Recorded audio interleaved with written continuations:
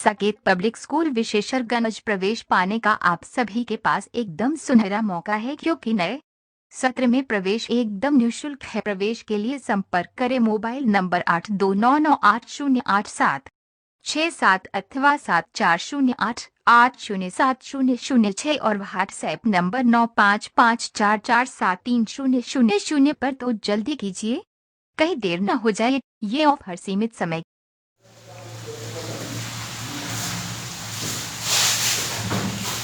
नमस्कार बच्चों, एक बार फिर से आपका Saket public school and fun channel में आपका स्वागत है। जैसा कि आप लोगों को पढ़ाया जा रहा था क्लास 10 का मैथ, जिसमें आपका 3.2 हो चुका था। अब 3.2 के आगे आज का हमारा टॉपिक है रैखिक समीकरण को हल करने की विधियां। रैखिक समीकरण को हल करने की जो विधियां हैं यहाँ पर हम पढ़ेंगे 3 प्रकार से, क्योंकि उसके पहले एक प्रकार से आपको हमने बता दिया है। वो क्या है? वो है ग्राफीय विधि से। ग्राफीय विधि से हल करना आप लोगों को सिखा दिया गया है। तो एक प्रकार से आपका हो गया ग्राफीय विधि। और यहां से आज का हमारा स्टीम ये है, इसको हम कितने प्रकार से?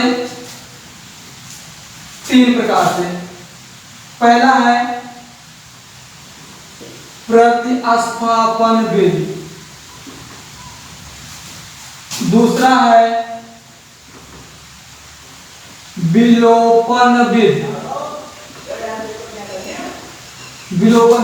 तीसरा है वज्र गुणनखंड विधि। इसको बोलते हैं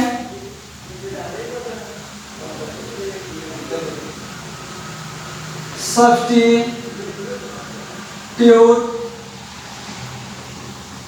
मेथड, इसको बोलते हैं एलिमिनेशन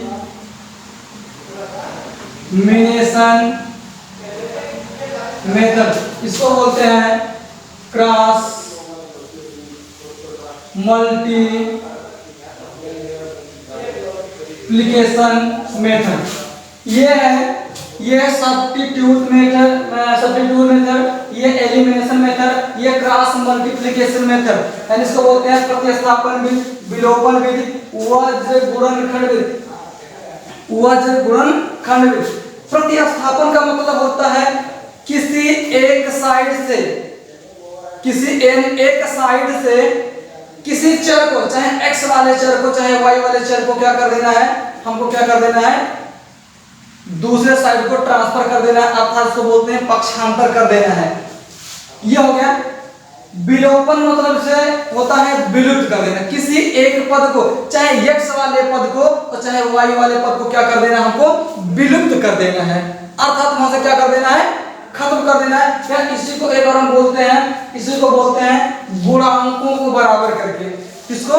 गुणांकों को बराबर करके। जैसा कि आप जानते हैं कोई चीज या तो जुड़ेगा या तो घटेगा, या तो सेम वेरिएबल का हो, इसे 2 में से 2 निकालते हैं तब 0 होता है, 5 में से 5 निकालते हैं तब 0 होता है, a में से a निकालते हैं। यानी कहने मतलब क्या है? जब 0 कब होता है? जब सेम वेरिएबल का होता है, सेम क्वांटिटी का होता है। क्या होता है? सेम क्वांटिटी का होता है। वैसे ही इस विलोपन को हम कह सकते हैं गुणांकों को बराबर, अर्थात x के गुणांक बराबर होंगे तब वो घट के 0 होगा। तीसरा है वज्र गुणनखंड विधि, या इसको बोलते हैं क्रॉस मल्टीप्लिकेशन। क्रॉस का मतलब होता है तिरछा। क्या करना? तिरछा गुणा करके। क्या करके? तिरछा गुणा करके। लेकिन मैं आज आपको बहुत सरल तरीके से, बेहद ढंग से मैं आज बताऊंगा प्रतिस्थापन विधि और विलोपन विधि। इसको क्रॉस मल्टीप्लिकेशन को अर्थात वज्र गुणनखंड विधि को हम अगले नेक्स्ट वीडियो में देखेंगे, क्योंकि थोड़ा ये इसका प्रश्न लंबा नहीं है, बट कहने के लिए लंबा है, सोचने और समझने के लिए क्या है? छोटा है। ठीक है, तो मैं शुरू करूंगा ये प्रतिस्थापन विधि, विलोपन। अगर हम अगर हम किसी भी इक्वेशन को, किसी भी इक्वेशन जैसे मान लेते हैं x plus y equal to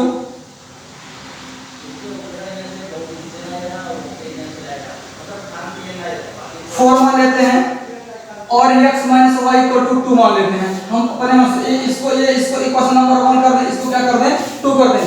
अगर इन दोनों को अगर हम सॉल्व करें, चाहे प्रतिस्थापन विधि से सॉल्व करें, विलोपन विधि से सॉल्व करें, गुणनखंड विधि से सॉल्व करें, हल करें, एक ही सवाल को 3 तरीके से हल करेंगे, उसका आंसर क्या होगा? एक ही होगा। क्या होगा? एक ही होगा। किसका? इस क्वेश्चन का आंसर एक ही होगा, चाहे इस विधि से हल करें, चाहे इस विधि से हल करें, चाहे इस विधि से हल करें। तो एक काम कर देते हैं, पहला आपका है प्रतिस्थापन विधि से।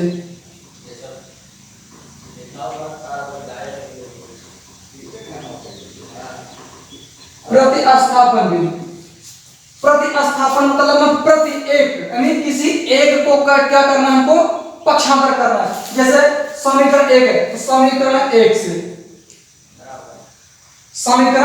से कौन है?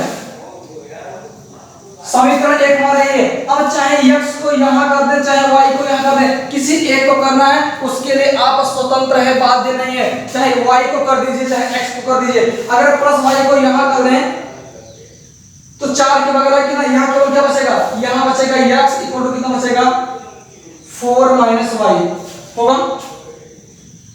आपने ट्रांसफर कर दिया इसको, इस y को ट्रांसफर कर दिया इधर 4 की तरफ, प्लस था तो माइनस हो गया। अगर यहाँ माइनस होता तो यहाँ क्या हो जाता? प्लस हो जाता। ठीक है, तो ये हो गया, प्लस को यहाँ कर दिया, प्लस वाई को इधर कितना हो गया? 4 माइनस वाई। इसका नाम दे दे इक्वेशन नंबर 3। अब देखेंगे, ध्यान दीजिएगा, इक्वेशन नंबर 1 है, इक्वेशन नंबर 2 है, इक्वेशन नंबर कितना है? 3 बना। अब आप देखेंगे किससे आपके समीकरण को लिए हैं, समीकरण 1 को, इक्वेशन नंबर 1 को लिए हैं x plus y equal to 4 plus y minus y। क्या हो गया? अब देखिए सेकंड नंबर बच रहा है कि नहीं बच रहा है? बच रहा है कि नहीं बच रहा है? जो आपका सेकंड नंबर बच रहा है, अब इस जो x का मान आया है समीकरण 2 में रखेंगे, लिखेंगे x का मान समीकरण 2 में रखने पर इस x का मान समीकरण 2 में यहां पर रखेंगे, यहां पर ये कितना है? तो देखिए x बराबर कितना है? 4 माइनस y। तो इस x के जगह पर कितना हो जाएगा? 4 माइनस y। इस x के जगह ये माइनस y आपका है, यहीं पर देख लीजिए, इस माइनस y को यहां ऐसा ही लिखेंगे, इक्वल टू कितना हो गया? ये 2 हो गया। कितना हो गया? 2 हो गया। अच्छा, ये प्लस 4 है, इस प्लस 4 को क्या करना है? किसकी तरफ? 2 की तरफ। किसकी तरफ कर दें? 2 की तरफ। माइनस y कितना होगा? ये हो जाएगा माइनस 2y हो जाएगा, इक्वल टू ये हो जाएगा 2 माइनस 4। 2 में से 4 निकाल दीजिए, यहां लिख दे रहा हूं, माइनस 2y हो गया ये, इक्वल टू 2 में से 4 घटेगा, निकलेगा, माइनस 2 बचेगा। इधर 2 को पूरा इधर भाग के कैंसिल हो गया। y इक्वल टू कितना आ गया? y इक्वल टू कितना आ गया? 1 आ गया। कितना आ गया? 1 आ गया। अगर इस y का मान समीकरण 3 में रख दें, कहां पर रख दें? समीकरण 3 में। इस y का मान कहां रख दें? समीकरण 3 में रख दें। तो y की जगह पर अगर हम एक कर दें, समीकरण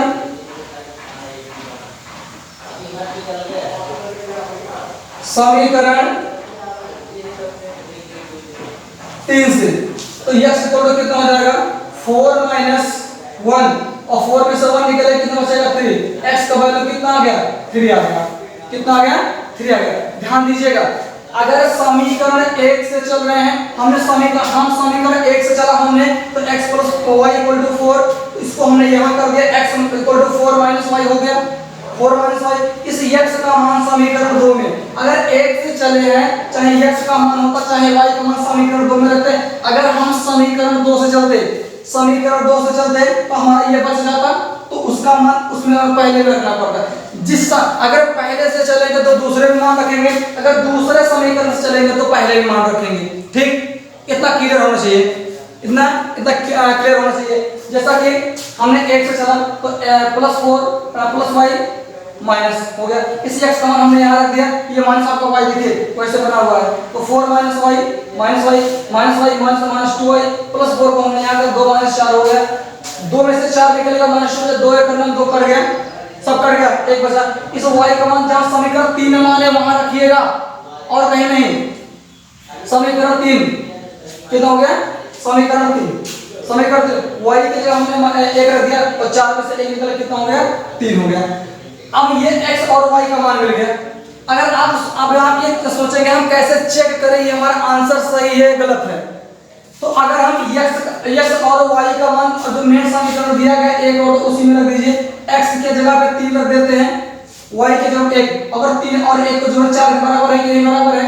बिल्कुल बराबर है। अगर यहाँ पर 3 और -1 कर दूं और 3 में से 1 निकलेगा, 2 बचा कि नहीं? तो आपको समीकरण को चेक करने के यही तरीके हैं, पहले उनको क्या कर लीजिए, हल कर लीजिए बेहतर ढंग से, उनको हल कर लीजिए, उसके बाद में आप दिए गए समीकरण में क्या करें, बारी बारी से रख दीजिए।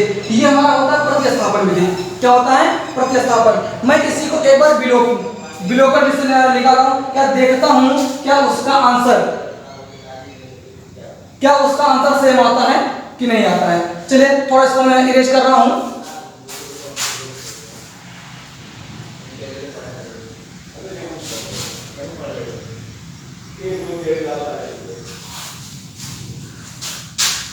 जैसा हमने लिया था x + y = 4 था और x - y = 2 था, ये हमारा एक समीकरण 1 था, ये क्या था? इक्वेशन नंबर 2 था। ठीक है, अब देखेंगे विलुप्त कर देना है। क्या कर देना है? विलुप्त कर देना है।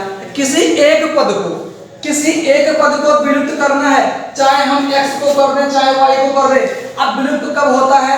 जब उसके कोएफिशिएंट यानी गुणांक क्या होते हैं? सेम होते हैं। देखिए x के कोएफिशिएंट वही है, x के कोएफिशिएंट देखिए, इस x के भी कोएफिशिएंट क्या है? सेम है। इस y के भी कोएफिशिएंट यानी y के गुणांक दोनों के y के गुणांक क्या है? बिल्कुल सेम है। तो बिल्कुल सेम है तो अब देखेंगे चिन्ह, क्या देखेंगे हम? चिन्ह देखेंगे। देखेंगे यहाँ प्लस है यहाँ माइनस है। अब देखेंगे +y और -y क्या हो जाएगा? कहते हैं 0। अगर यहाँ पर 2 में से 2 निकाल दें कितना हो जाएगा? 0। जब सेम रहेगा तो घट के कितना हो जाता है? 0। एक चीज याद रखिएगा, अगर चिन्ह अलग अलग है, अगर चिन्ह अलग, एक प्लस है एक माइनस है, तो संख्याएं वहां पर क्या होती हैं? घट जाती हैं। जब एक प्लस में हो दूसरा माइनस में हो तो क्या होती है? घट जाती हैं। अगर चिन्ह सेम हो या चिन्ह समान हो, दोनों आपस में क्या होती हैं? जुड़ जाती है। चलिए अब प्रतिस्थापन से हो गया। अब देखेंगे यहां पर हम विलोपन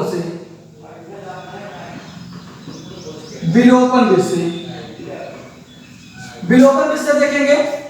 अगर हम समीकरण 1 और 2 को जोड़ दें,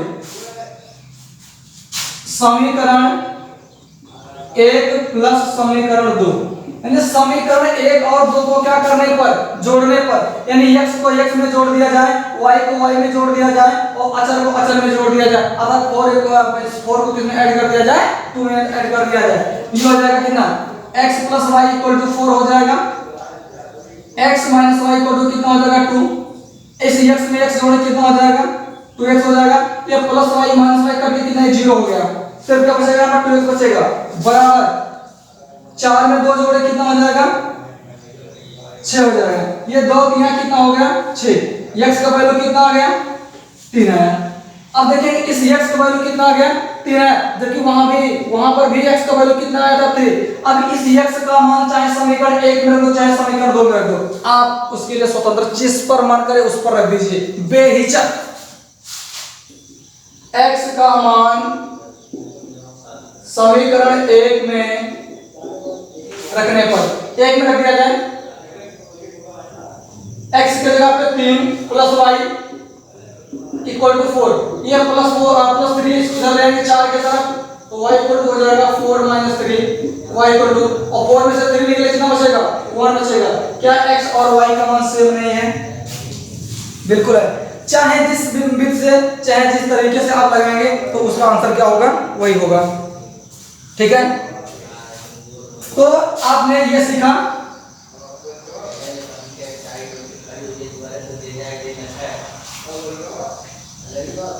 आपने ये सीखा। अब हम पढ़ेंगे एक्सरसाइज 3.3, एक्सरसाइज 3.3।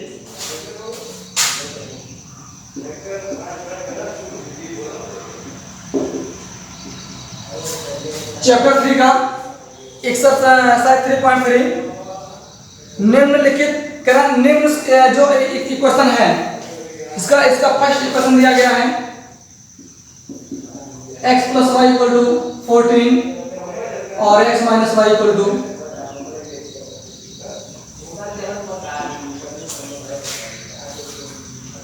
ये दो इक्वेशन दिए गए हैं, करा इनको सब्स्टिट्यूट मेथड यानी प्रतिस्थापन विधि से हल कीजिए।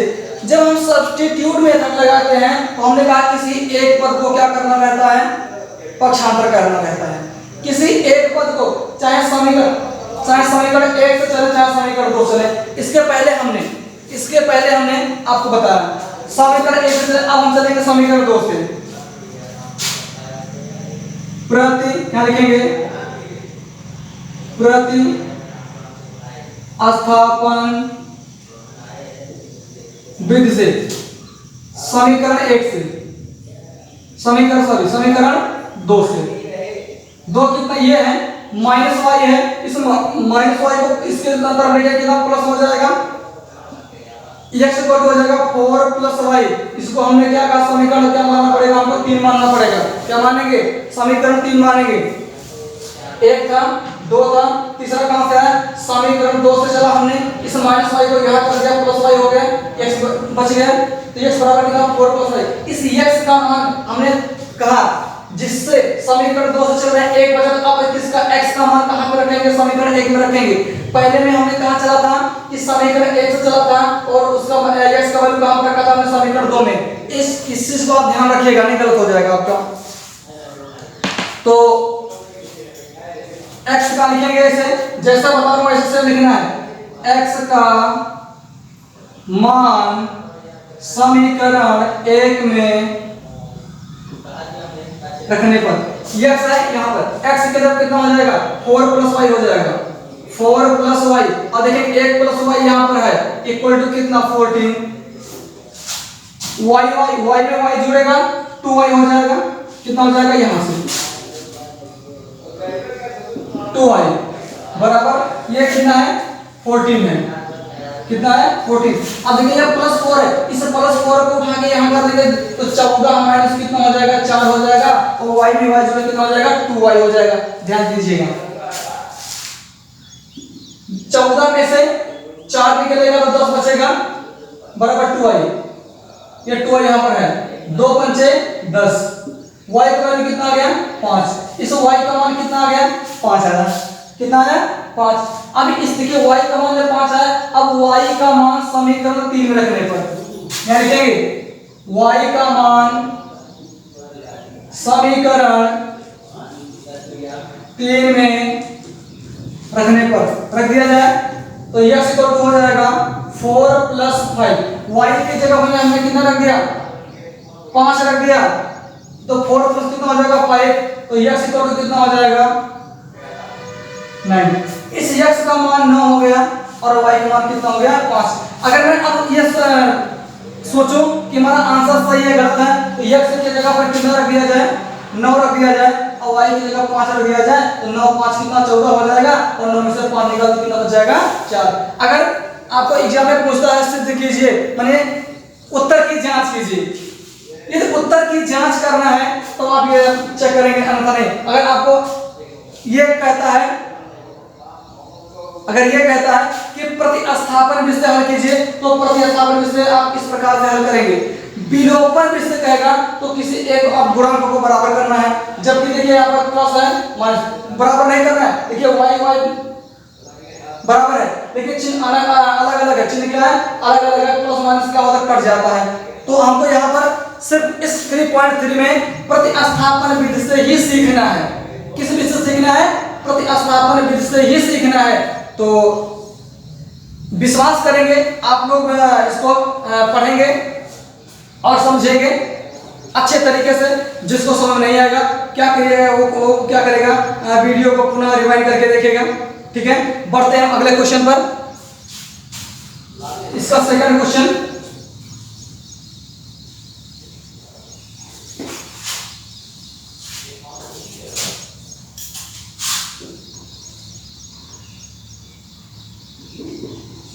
पहले का सेकंड क्वेश्चन,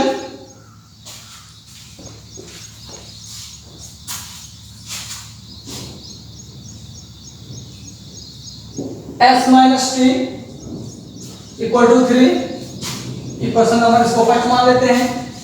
दूसरा है s upon 3 plus t by 2 equal to 6, ये वाला है। पहला है s minus t equal to 3, दूसरा s by 3 plus t by 2 equal to 6। अगर इसका देखिए आपको पहले क्या करना पड़ेगा, जनरल इक्वेशन बनाना पड़ेगा। आपका जनरल इक्वेशन क्या होता है, ax plus by plus c equal to 0 होता है, नहीं होता है? तो ax plus by plus c के रूप में है, c हमारा क्या है, कांस्टेंट टर्म है। तो आप देखेंगे यहाँ अपान के रूप में नहीं है, हमारा जो जनरल इक्वेशन होता है ये होता है, जनरल इक्वेशन ये होता है। तो इसको जो अपान के रूप में इसको पहले चेंज करें, 2 का गुणा करें कितना हो जाएगा, 2 का गुणा s में कितना हो जाएगा, 2s हो जाएगा, प्लस 3 का गुणा t में कर दें कितना हो जाएगा, 3t हो जाएगा, 2 3 कितना हो जाएगा, 6 इक्वल टू 6। तो जब गुणा कर दें 2s प्लस 3t, 6 6 जा 36। अब ये क्वेश्चन नंबर क्या बन गया, सेकंड बन गया। तो आपको क्या कर देना है, प्रतिस्थापन में से हल करना है। किस में से हल करना है, बाय यूजिंग, चाहे प्रतिस्थापन में से लिखेंगे या by using substitute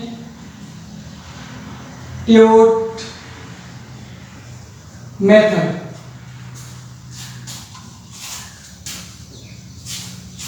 from equation first, किससे, किस इक्वेशन से, इक्वेशन पहले समीकरण 1 से, किससे, समीकरण 1 से चल रहा है। ये माइनस टी इसको इधर कर दें कितना हो जाएगा, प्लस टी। तो ये हमारा हो जाएगा s इक्वल टू हो जाएगा 3 प्लस टी।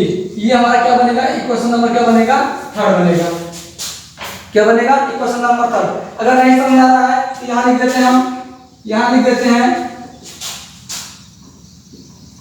प्रति स्थापन विधि से समीकरण 1 से, समीकरण 1 से ये माइनस टी इसको यहां कर दें, क्या हो गया, प्लस टी, 3 प्लस टी हो गया, s इक्वल टू। अब इसको इक्वेशन नंबर क्या मानेंगे, हम थर्ड मानेंगे। तो अब इस s का वैल्यू, s का मान समीकरण 2 में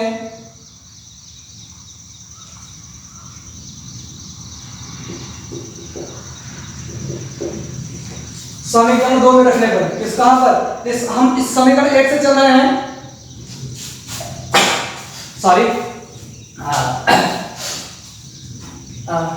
s minus t equal to 3, minus था इसको याद कर दिया, प्लस हो गया, 3 प्लस टी हो गया, इक्वेशन नंबर क्या हो गया, थर्ड हो गया। अब s का वैल्यू कहां, 1 से चलेंगे तो 2 में रखेंगे। s की देखिए s के पहले कितना है, 2 है, कितना है, 2। अब s के जगह कितना रखना पड़ेगा, रखना हमें 3 प्लस टी रखना है, 3 प्लस टी ब्रैकेट बंद, प्लस कितना हो जाएगा, ये 3t इक्वल टू कितना हो गया, 36। 2 3 अंदर गुणा करेंगे, 2 का गुणा 3 में, 2 3 6 हो गया, और 2 का गुणा 3 में करते कितना हो जाएगा, सॉरी 2 का गुणा t में कितना हो गया, ये 2t प्लस कितना हो गया, 3t इक्वल टू कितना, 36। प्लस 6 को यहां कर देंगे, माइनस 6 हो जाएगा, 3 2 कितना हो जाएगा, 5t हो जाएगा, 36 माइनस 6 5t, 36 में से 6 निकले कितना बचेगा, 30, और 5 छक्के 30, और t का वैल्यू कितना आ गया, 6 आ गया, कितना आ गया, t का वैल्यू कितना है, 6। अब इस t का मान कहां रखेंगे हम, समीकरण 3 में, समीकरण t का मान समीकरण 3 में रखने पर रख दिया जाए तो यह इक्वल हो जाएगा 3 + 6 और क्षेत्र में कितना हो गया 9, तो s का वैल्यू कितना हो गया 9। तो इस प्रकार से आपको क्या करना है, क्वेश्चन को हल करना है। इस प्रकार से प्रतिस्थापन विधि से सभी क्वेश्चन क्या करना है, हल करना है। अब बढ़ेंगे हम अगले क्वेश्चन पर, क्वेश्चन नंबर 3, पहले के 3 पर।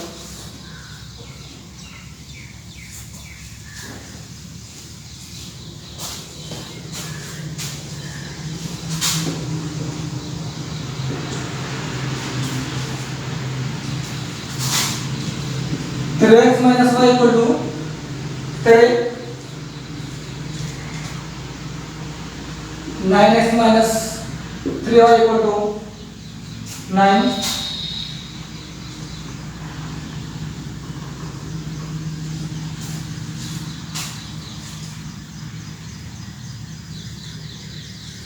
तो आप इन समीकरण को इसको देखिए जरा, ये 3x - 3x - y = 3 है और 9x - 3y = कितना है 9 है। यहां पर एक काम कर दूं, देखेंगे यहां पर 3 यहां है, इस 9 को लिख दो कि ना 3 × 3x - 3y = कितना 9 लिख दें। देखिए एक 3 यहां एक 3 अलग है, इन दोनों पदों में 3 कॉमन है, का मतलब जो दोनों में से मिल रहा हो, तो अगर यह 3 को अगर बाहर कर लें, यहां पर से कितना 3x - y = कितना हो गया 9, 3 3 जा 9 कैंसिल हो गया, तो 3x - y = कितना हो गया 3। इसको क्या कहते हैं, इक्वेशन नंबर सेकंड। अब आप देख लीजिए समीकरण 3x - y = 3 और 3x - y = 3, दोनों समीकरण क्या है, बिल्कुल सेम है कि नहीं है। या आपको एक बताया गया होगा कि कोई रेखा 3 प्रकार का हो सकता है, या तो प्रतिच्छेदी हो सकता है, या तो समांतर हो सकता है, या तो समपाती हो सकता है। समपाती कब होता है, जब x बटे x का जो x का गुणांक बटे x का गुणांक 3/3, इस x का गुणांक बटे x का गुणांक, इस y का गुणांक बटे y का गुणांक -1 इसका गुणांक बटे इसका गुणांक 3/3 कट गया, तो कट गया कितना 1 = 1। अब हम कह सकते हैं ये दोनों समीकरण क्या एक ही समीकरण है, अर्थात इसको कहेंगे हम समपाती समीकरण है। क्या है, समपाती समीकरण है। अर्थात इसके कितने हल हो सकते हैं, इसके अनेक हल हो सकते हैं। क्या हो सकते हैं, अनेक हल हो सकते हैं। अब अगर x का मान कुछ रखेंगे, y का मान कुछ और मिलेगा, क्योंकि दोनों समीकरण एक ही है, और जब दोनों समीकरण एक ही है तो कोई कंफ्यूजन की बात ही नहीं है।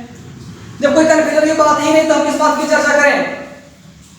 ये दोनों किस प्रकार के समीकरण होंगे, ये दोनों समपाती समीकरण होंगे। और समपाती कैसे चेक किया जाता है, a1/b1 a1/a2 = b1/b2 और c1/c2, ये तीनों के गुणक आपस में क्या हो, बराबर हो, उस कंडीशन में क्या कहते हैं हम, ये समीकरण हमारा क्या होता है, समपाती होता है। जैसा कि हमने इसका गुणक बटे इसका गुणक, इसका गुणक बटे इसका गुणक, ये वाला बटे ये, तीनों आपस में बराबर है। 3/3 -1 और 3/3, देखिए सब बटे कितना हो गया 1 हो गया। अतः कहेंगे क्या है, ये समपाती समीकरण, अर्थात इसके कितने हल है, अनेक हल है। फोर्थ वाले क्वेश्चन पर पहुंचेंगे हम, फोर्थ वाले पार्ट पर।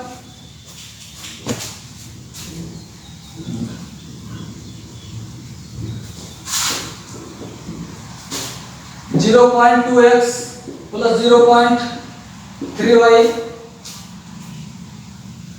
= 1.3, क्वेश्चन नंबर फर्स्ट। दूसरा है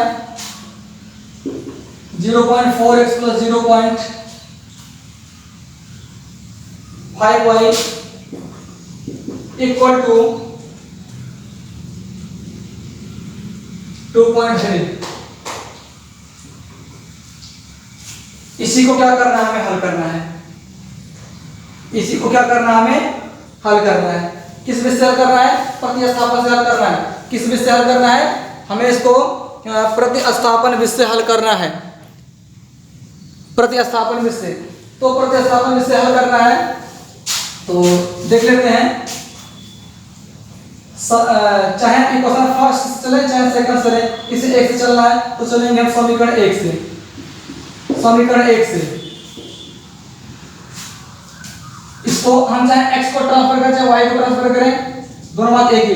प्लस है, इसको यहां कर दे माइनस हो जाएगा। यहां बचे कितना? 0.2x 0.2x equal to 1.3 minus 0.3y। तो ये 0.2 का मतलब इधर क्या हो जाएगा? डिवाइड हो जाएगा। ये x इक्वल टू हो जाएगा 1.3 माइनस 0.3y अपान 0.2। इसको क्या मानेंगे? इक्वेशन नंबर थर्ड मानेंगे। अब इस x का वैल्यू किसमें पुट करेंगे? हम इसमें पुट करेंगे। इस x का वैल्यू किसमें पुट करेंगे? हम समीकरण 2 में। x का मान समीकरण 2 में रखने पर रख दीजिए। 0.4 पहले है, x की जगह कितना इतना हो जाएगा? 1.3 माइनस 0.3y बाई 0.2 और प्लस कितना हो जाएगा? 0.5y इक्वल टू कितना हो जाएगा? 2.3। अब देखेंगे 2 दूना 4, यहाँ कितना हो गया? 2 पॉइंट सब कैंसिल हो गया। 2 का अंदर गुणा करें तो 2 3 6 2 का नाम 2, यहाँ 2.6 देखेंगे 2 3 6 2 का 2.6 माइनस 2 3 6 माइनस हो गया 0.6y और प्लस हो गया ये 0.5y इक्वल टू हो गया ये 2.3 2.6 0.6 में से अगर हम 0.6 में से 0.5 निकाले कितना बचेगा? 6 में से 5 निकाले कितना बचेगा? 1। अतः इसको लिख सकते हैं कितना? 0.1 into y इक्वल टू कितना? 2.3। देखिए ये माइनस है, इसको यहां कर देना प्लस हो जाएगा। ऐसे देखिए लिख लूं, थोड़ा कंफ्यूजन हो जाएगा। 0.1 y कोई दिक्कत नहीं है, लिख भी सकते हैं। 6y है, इसको लिख दें कितना? 0.1 y, कोई दिक्कत नहीं है, लिख सकते हैं। ये माइनस है, इसको यहां कर दें प्लस। ये प्लस था इसलिए यहां तो माइनस में हो जाएगा। ये हो जाएगा कितना? 0.1 y इक्वल टू हो जाएगा हमारा 2.6 माइनस 2.3।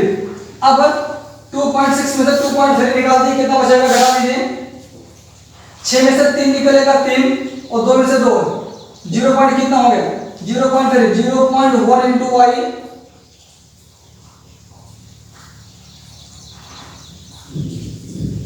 इधर 0.1 का पता, इधर क्या हो जाएगा? या ऐसा करते हैं हम दशमलव हटाने के लिए अच्छे देखो तो y इक्वल टू हो जाएगा 0.3 अपॉन 0.1। तो ये डेसिमल 3/1 और 3/1 बराबर कितना हो गया हमारा? 3 हो गया। कितना हो गया? 3/1 बराबर कितना हो गया? 3। इतना समझ में आना चाहिए। जिसको अगर दशमलव का गुणा भाग या जोड़ घटाना नहीं पता है, थोड़ा वो प्रॉपरली क्या करेगा वो सीख लेगा, ठीक है ना। तो यहाँ पर देखते हैं फिर से एक बार फिर से इसको देख लेते हैं। 0.2x plus 0.3y equal to 0.4x plus 0.5y equal to 2.3। Second first चल रहा है 0.2, इसको यहाँ था, इसको हमने यहाँ कर दिया, माइनस में हो गया। इधर गुणा इधर भाग हो गया। इस x को वैल्यू हमने कहाँ से पुट कर दिया? यहाँ पर रख दिया हमने। 2 गुना चले कैंसिल, 2 13 गुना 26, 2 3 6 यहाँ हो गया। बस हमने क्या कर दिया? आगे पीछे क्या कर दिया? ट्रांसफर कर दिया है, ठीक है ना। अब देखेंगे इस y का वैल्यू कितना मिल गया? 3 मिल गया। अब इस y का मान, यदि हम इस y का मान कहां रखेंगे? समीकरण 3 में। थोड़ा यहाँ ऊपर लिख दे रहे हैं। समीकरण 3 से मतलब क्या? समीकरण 3 से मतलब क्या है कि इस y का मान कहां रखेंगे? समीकरण 3 में। तो यह बराबर कितना हो जाएगा? तो 1.3 माइनस 0.3 मल्टीप्लाई 3 अपॉन कितना? 0. कितना हो जाएगा? 2। तो 1.3 माइनस 3 का कितना हो जाएगा? ना 0.9 बाई कितना हो जाएगा? 0.2। 1.13 सॉरी 1.3 1.3 यानी इसको हम मान लेते हैं ये हमारा कितना है 13 है और 13 में से 9 निकाल दें कितना बचेगा 4 बचेगा कितना बचेगा 4 यानी इसको हम लिख सकते हैं 0.4 बाई 0.2 कैंसिल हो जाएगा 2 गुना 4 यानी x की वैल्यू कितना हो जाएगा हमारा 2 हो जाएगा कितना हो जाएगा 2 हो जाएगा ठीक है ना। तो इस प्रकार से हमारा क्या हो गया इसका तीसरा इसका चौथा पोर्शन क्या हो गया समाप्त हो गया ठीक है। इसके अगले पार्ट को पढ़ेंगे हम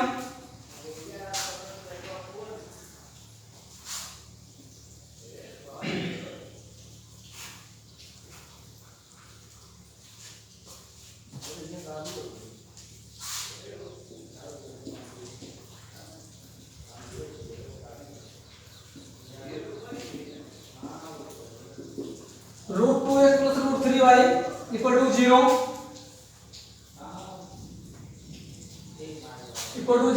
क्वेश्चन नंबर फर्स्ट मान लेते हैं। अगला है √3x - √y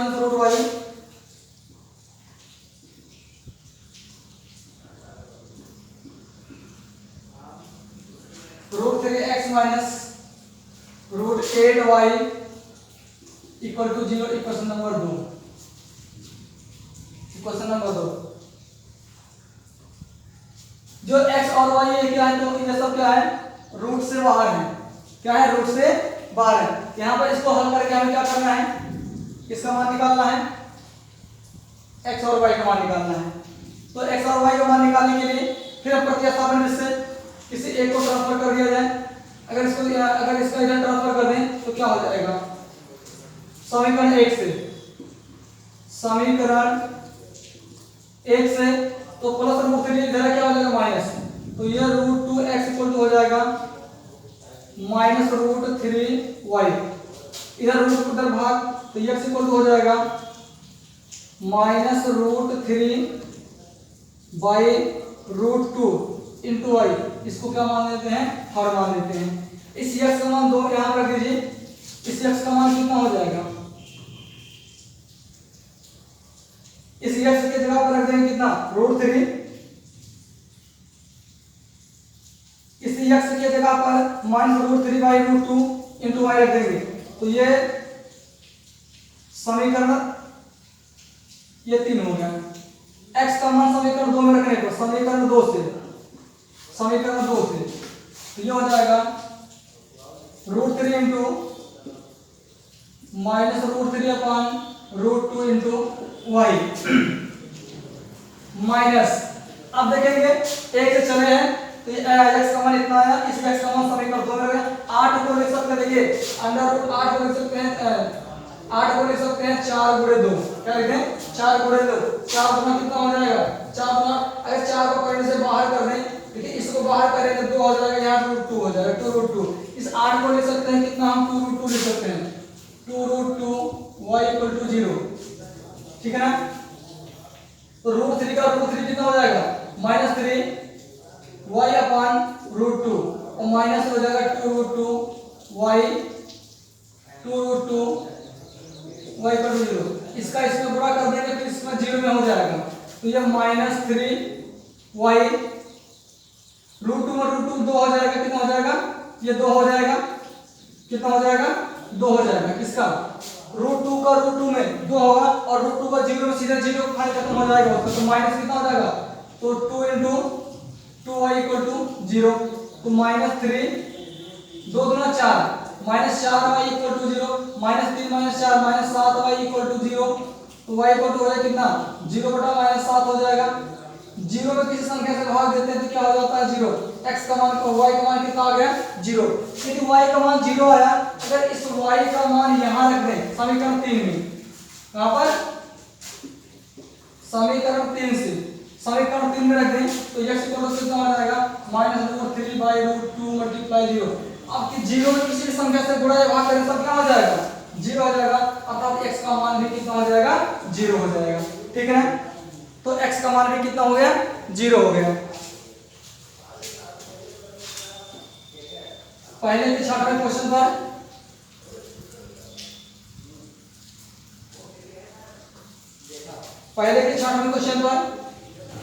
पहले का छात्रों question,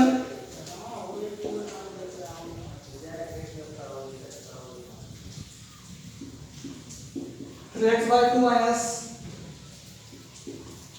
5y by 3 equal to -2। पहला क्वेश्चन है 3 त्रिका 9 माइनस 2 पंचे 10y बटे 3 गुना कितना हो जाएगा 6 इक्वल टू -2। पीछे को 6 गुना 12 माइनस 12 तो 9x minus 10y equal to -12। Question number first. दूसरा है x by 2 plus y by 2 equal to 13 बटे 6। 2 का गुणा x में करें कितना 2x और प्लस 2 का गुणा 3 2 का गुणा x में 2x होगा 3 गुणा y में कितना हो गया 3y बटा 3 गुणा कितना हो गया 6 इक्वल टू 13 बटे 6। 6 से 6 कैंसिल हो गया, यहाँ बचेगा हमारा कितना 2x plus 3y equal to कितना 13। क्वेश्चन नंबर क्या हो गया सेकंड। ये आपका पहले का लास्ट क्वेश्चन है। ये आपके लिए क्या है HW है, क्या है HW है, क्या है HW। ठीक, तो आज मैं अपना लेक्चर यहीं पर समाप्त करता हूं। थोड़ा मौसम गड़बड़ है इसी कारण मैं अपने लेक्चर को विराम देता हूं और आप बेहतर ढंग से इसको क्वेश्चन को पढ़िएगा, समझिएगा। कोई डाउट होता है, किसी में कंफ्यूजन होता है तो कमेंट के माध्यम से आप मुझे बता सकते हैं। तो जब आपको प्रॉब्लम होगी कमेंट करेंगे तो उसका सलूशन अगले दिन आपको पुनः अगले नेक्स्ट वीडियो में दे दिया जाएगा। ठीक है, तब तक के लिए मुझे आप इजाजत दें, फिर मिलेंगे अगले एपिसोड में। तब तक के लिए जय हिंद, जय भारत।